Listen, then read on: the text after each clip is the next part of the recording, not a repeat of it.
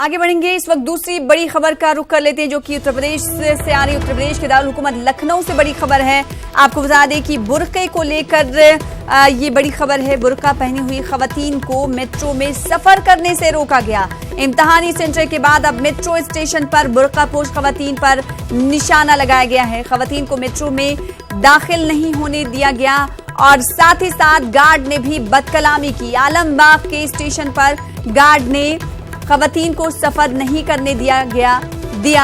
Metro के chief security अफसर से भी हालांकि इसकी शिकायत की गई। शिकायत के बाद भी अभी तक कोई कार्रवाई उस गार्ड के हवाले से नहीं की गई। इंतखाबात के बाद एक बार फिर जोर पकड़ रहा है मुस्लिम मुखालिफ माहौल। मजहब के नाम पर कई मकामात पर तशद्दुद के वाकयात सामने आए हैं और एक बार फिर से आपको बता दें कि मजहब के नाम पर यह निशाना मुस्लिम खवातीन को बनाया गया है। आलमबाग स्टेशन पर गार्ड ने खवातीन को सफर करने से रोका। मजीद अपडेट हासिल करेंगे, रुख करेंगे लखनऊ का। हमारे साथ हमारे नुमाइंदे तारिक कमर जुड़ चुके। तारिक कमर, काफी हैरान कर देने वाला मामला है। अभी तक हमने देखा था कि इम्तिहानी मराकज पर ही खवातीन से इस तरह की बदसलूकी सामने आती थी। आज सफर करते वक्त भी इस तरह का मामला सामने आया है। क्या कुछ अपडेट? हाँ सना, देखिए आपने बहुत तफसील से अभी हमारे नाज़रीन को बताया और ये एक हकीकत है कि जिस अंदाज से अब माहौल परवान चढ़ाया जा रहा है गैर समाजी अनासर के जरिए, वो वाकई एक इशारिया है उन तमाम हसास लोगों के लिए, उन तमाम अमनपसंद लोगों के लिए कि अब शायद फिरका वारियत को फिर एक बार बढ़ा देने की कोशिश फिरका परस्ती को की जा रही है। तो ये एक अच्छा अमल नहीं है। ये मेट्रो का मामला जो है ये वाकई बहुत अफसोसनाक है और कई उलमा किराम ने भी इसकी मजम्मत की है, कई संजीदा लोगों ने भी मजम्मत की है। लेकिन अफसोसनाक बात यह है, अभी सिक्योरिटी फोर्सेस के चीफ हैं, उनसे भी मेरी बात हुई है तो उन्होंने ये तो कहा है कि हम इसकी इंक्वायरी करेंगे। ताहम अभी तक कोई ऐसा कदम उन्होंने नहीं उठाया है जिसकी बुनियाद पर हम कहा जाए कि इस पर सीरियस नोटिस लिया जा रहा है।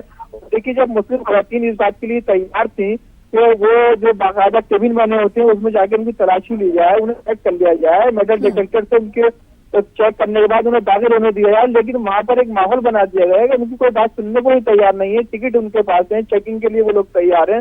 तो आखिर क्या जरूरत थी कि उनके प्लेटफॉर्म पर बेनकाब किया जाए, उनका बुर्का उतारवाया जाए? तो देखिए, ये एक माहौल है और ये माहौल अपने आप में एक इशारा है। और अपने आप में हैरान कर देने वाली बात ये इसलिए हो जाती है कि दारुल हुकूमत लखनऊ में इस तरीके का मामला सामने आता है। पहले खवातीन को इम्तिहानी मराकज पर इस तरीके से दुश्वारियों का सामना करना पड़ता था। ये पहला मामला है। लखनऊ की पहचान बैनुल-अक़वामी सतह पर तहज़ीम व तमद्दुन के मरकज के तौर पर होती है। ऐसे में ये मामला काफी हैरान कर देता है। हाँ देखिए, जैसा कि आपने भी बताया था, पहले यहाँ पर एक स्कूल में जो इम्तिहान के मराकिज थे उन पर भी ऐसे वाकयात पेश आए थे कि लड़कियों को बाकायदा तौर पर रोका गया था। जो नकाब में एग्जाम देने जाती थी उनको रोका गया, उनका नकाब उतरवाने की कोशिश की गई, उस पर बड़ा हंगामा भी हुआ। तो देखिए, ये पहला वाकया तो नहीं है। ताम इतना जरूर है कि ये जो वाकये हो रहे हैं अब और वो मुसलसल एक सिलसिला शुरू हो गया है, तो इससे इतना जरूर है कि एक इशारा मिल गया है कि इस रियासत को, इस मुल्क को किस सतह पर कुछ ताकतें ले जाना चाहती हैं। कल जो वाकया हुआ है नजीबाबाद बिजनौर में, वो भी सबको बता देने के लिए है कि किस अंदाज से दिन दहाड़े लोग जाते हैं, कुरान में पढ़ते हुए लोगों पर हमला करते हैं, कत्ल करते हैं। तो देखिए, ये तमाम चीजें जो है ये अपने आप में बहुत एक जमहूरी मुल्क के लिए, एक दस्तूरी मुल्क के लिए और अच्छा इशारा नहीं है और इसकी मजम्मत भी की जा रही है। और हम लोगों ने अपील भी की है हुकूमत से कि हुकूमत को चाहिए कि वो अक़लियतों को दिल जीते, उनका यकीन जीते और ऐसा माहौल न बनने दे जिससे हमारे दस्तूर पर, हमारे जम्मू पर कोई सवालिया निशान लगे।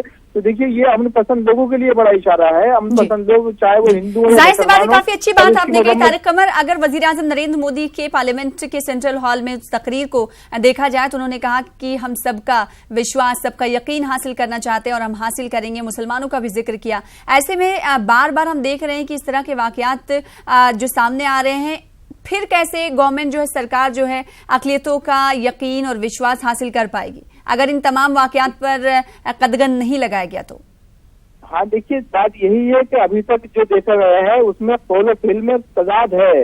अगर वाकई लोग फॉलो करते हैं मोदी जी को तो उनको उनकी इस बात को ही मानना चाहिए कि अक़लियतों के ताल्लुक से मोदी जी ने क्या कहा है, वज़ीर आज़म ने क्या कहा है। तो एक तरफ तो कहते हैं कि हम मोदी जी के भक्त हैं, दूसरी तरफ जब वो अक़लियत की मुआफ़क़त में कोई बयान जारी करते हैं तो उसको फॉलो नहीं करते। और देखिए ये पहली दफा नहीं हो रहा है, पहले भी इस तरह के सीनियर लीडर ने बीजेपी को बयान दिए हैं। ऐसा नहीं है कि बीजेपी के लीडर नहीं बोले हैं, उन्होंने कहा है कि नहीं हम अक़लियतों को साथ लेकर चलना चाहते हैं। बिलखुसूस उन्होंने मुस्लिम तबके के हवाले से कहा है कि नहीं हम तहफ़्फ़ुज़ फराहम करेंगे, लेकिन ये कहा जरूर है लेकिन अमली तौर पर अभी ऐसा देखा नहीं जा रहा है। क्योंकि जिसका दिल चाहता है, आपने देखा होगा गुज़िश्ता कई रोज ये वाक़यात मुकम्मल तौर पर सामने आ रहे हैं, मुसलसल सामने आ रहे हैं कि किसी से जबरन नारे लगवाए जा रहे हैं जय श्री राम के, किसी को मारा जा रहा है, किसी को बाकायदा गोलियां चलाई जा रही हैं, दफ्तरों में घुस के मारा जा रहा है।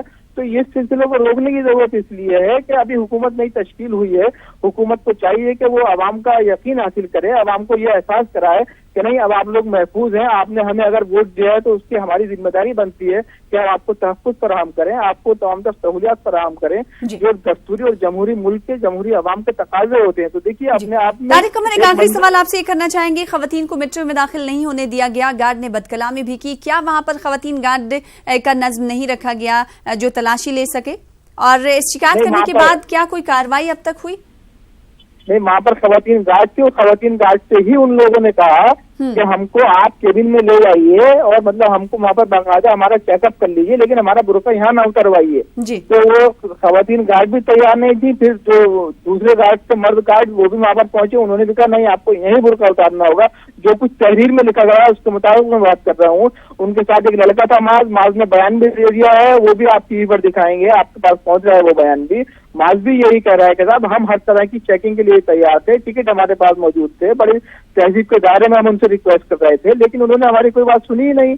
तो देखिए अब अपने आप में बात यह है कि जब आपने जहन बना लिया है, आप किसी की बात सुनने को तैयार नहीं है, आप लोगों के जो हुकूक है उनको देने को तैयार नहीं है, तो अब जाहिर है कहीं ना कहीं मामला हालात तो खराब हो ही जाएंगे। तो इस पर हुकूमत को संजीदा नोटिस देने की जरूरत है, मेट्रो के जो जिम्मेदार अफसरान है उनको सोचने की जरूरत है, और जो हमारा प्रशासन है उसको सोचने की, इंतजामिया को सोचने की जरूरत है। जी, अब देखना ही होगा कि उत्तर प्रदेश में बीजेपी की सरकार है और बीजेपी की जानिब से इस तरफ किस हद तक ध्यान दिया जाता है और इस मामले को किस तरीके से निपटाया जाता है। बेहद शुक्रिया हमारे साथ तारिक कमर जुड़ने के लिए, तफसील से बातचीत करने के लिए। तो ये हैरान कर देने वाला मामला लखनऊ में पेश आया है। लखनऊ मेट्रो स्टेशन पर एक तरीके से भेदभाव किया गया मुस्लिम खवातीन के साथ और बुर्का उतारने की भी कोशिश की गई और तलाशी चेकिंग के दौरान। फिलहाल आगे बढ़ेंगे, टाइम मैगजीन की बात करेंगे जिसने पीएम मोदी को लेकर अपने सुर बदल दिए हैं। टाइम मैगजीन ने इलेक्शन से पहले एक कवर स्टोरी की थी जिसमें उसने नरेंद्र मोदी को हिंदुस्तान को तकसीम करने वाला लीडर बताया था, लेकिन अब एक महीने के बाद टाइम मैगजीन के मौक़िफ़ में नुमाया तब्दीली आई है। मैगजीन ने अपने इदारिये में मोदी की कसीदा खानी की है। नए शुमारे में मैगजीन ने नरेंद्र मोदी को ऐसा लीडर बताया है जो हिंदुस्तान को मुत्तहिद करने वाला है। राहुल गांधी को मनाने की कोशिशें सोशल मीडिया पर भी तेज होती जा रही हैं। कांग्रेस लीडरान राहुल गांधी से इस्तीफा वापस लेने की गुजारिश सोशल मीडिया पर भी कर रहे हैं। हरियाणा कांग्रेस के सदर अशोक तंवर, गुजरात कांग्रेस के सदर अमित चावड़ा, पंजाब के रुकन असेंबली अमरिंदर सिंह राजा और बिहार के एमएलसी प्रेमचंद मिश्रा ने ट्वीट करके राहुल गांधी से सदर के ओहदे पर बने रहने की गुजारिश की है। ख्याल रहे कि कांग्रेस वर्किंग कमेटी की मीटिंग में राहुल ने सदर के ओहदे से इस्तीफा देने की पेशकश की थी। इसके बाद से कांग्रेस लीडरान इन्हें मुसलसल मनाने की कोशिशों में जुटे हुए हैं। उधर कुछ दिल्ली डीपीसीसी वर्कर्स राहुल गांधी की रिहायशगाह के सामने गैर मुअय्यना मुद्दत की भूख हड़ताल पर बैठ गए हैं। जब तक हमारे नेता, हमारे बड़े भाई राहुल गांधी जी अपना इस्तीफा वापस नहीं लेते हैं, अध्यक्ष पद के लिए जो उन्होंने इस्तीफा दिया है कि मैं इस्तीफा दे रहा हूं, जब तक वो वापस नहीं, जब तक हम अनशन बैठे, आमरण अनशन पे हमारे भाई के लिए। कितना लोग हैं आप अकेला? नहीं, अभी हम सारे लोग आए अभी, और भी हमारे सभी साथी जो है डीपीसी से अभी आ रहे हैं, अभी सभी लोग अनशन पे बैठेंगे। आगे बढ़ेंगे। चारा घोटाले से जुड़े एक मामले में आज रांची कोर्ट ने अहम फैसला सुनाया है। कोर्ट ने 16 मुलजमीन को कसूरवार ठहराते हुए 3 से 4 साल की सजा सुनाई है। 25,000 से 7 लाख रुपए तक जुर्माना भी आयद किया है। आपको बता दें कि चाईबासा से पैसा निकालने के मामले में कोर्ट ने ये अहम फैसला सुनाया है।